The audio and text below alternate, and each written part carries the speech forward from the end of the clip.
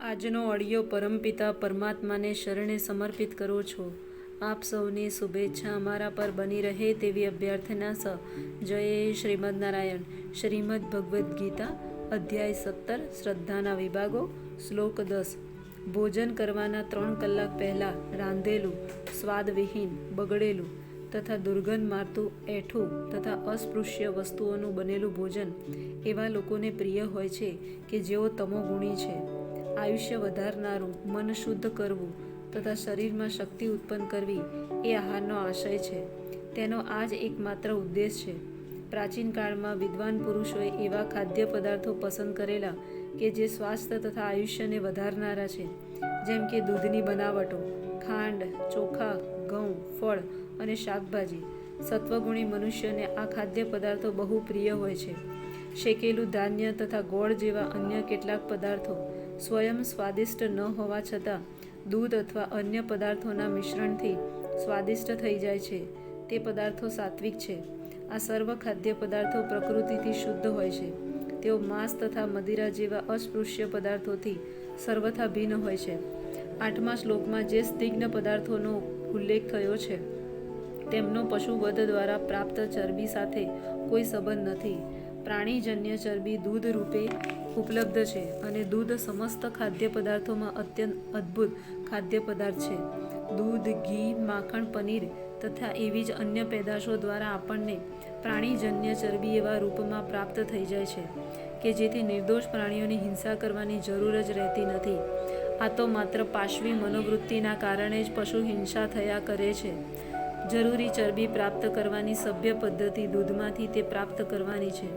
પશુવધ તો અમાનુષી છે. વટાણા, દાળ, ઘઉં વગેરેમાંથી પુષ્કળ પ્રમાણમાં પ્રોટીન ઉપલબ્ધ હોય છે. જે પદાર્થો ઘણા કટુ, બહુ ખારા કે ઉષ્ણ અથવા વધારે પ્રમાણમાં લાલ મરચું મેળવેલા એવા રજોગુણી હોય છે તે આમાશયમાંની ચિકાસને ઘટાડી પીડા તથા રોગ નિપજાવે છે.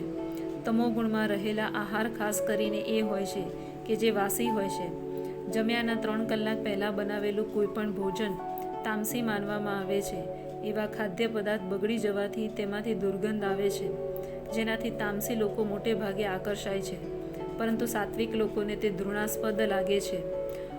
ઉચ્છિન્નષ્ટ અન્ન માત્ર ત્યારે જ ખાઈ શકાય છે કે જ્યારે તે પહેલાં ભગવાનને ધરાવેલા અન્નનો અંશ હોય અથવા સંત પુરુષ, ખાસ તો સદગુરુ દ્વારા પ્રથમ ગ્રહણ કરાયેલું હોય. અન્યથા એઠું અન્ન તામસી ગણાય છે અને તે ચેપ કે રોગ વધારે છે.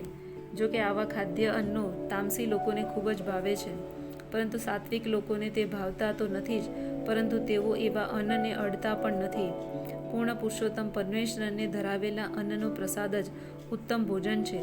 ભગવદ્ ગીતામાં ભગવાન કહે છે કે તેઓ શાકભાજી, લોટ તથા દૂધમાંથી બનાવેલા પદાર્થો ભક્તિભાવે અર્પણ કરાય તો સ્વીકાર કરે છે. પત્રમ પુષ્પ ફલમ તોયમ. અલબત્ત ભક્તિ તથા પ્રેમ ભાવ જ મુખ્ય છે કે જેઓ પરમેશ્વર સ્વીકાર કરે છે. પરંતુ એવો પણ ઉલ્લેખ થયો છે કે પ્રસાદ એક વિશિષ્ટ પદ્ધતિ બનાવવો જોઈએ. કોઈ પણ ખાદ્ય અન્ન કે જે શાસ્ત્રોક્ત પદ્ધતિથી બનાવેલ હોય છે અને પૂર્ણ પુરુષોત્તમ પરમેશ્વરને અર્પણ કરેલું હોય છે, તે ગમે તેટલા સમય પહેલાં બનાવેલું હોય તો પણ પ્રસાદ રૂપે ગ્રહણ કરી શકાય છે, કારણ કે દિવ્ય હોય છે. તેથી ભોજનને ચેપ રહિત ખાદ્ય તથા સર્વ મનુષ્યો માટે સૂચિકર કરવા માટે પૂર્ણ પુરુષોત્તમ પરમેશ્વરને તેનું સમર્પણ કરવું જોઈએ. જય શ્રીમદ નારાયણ.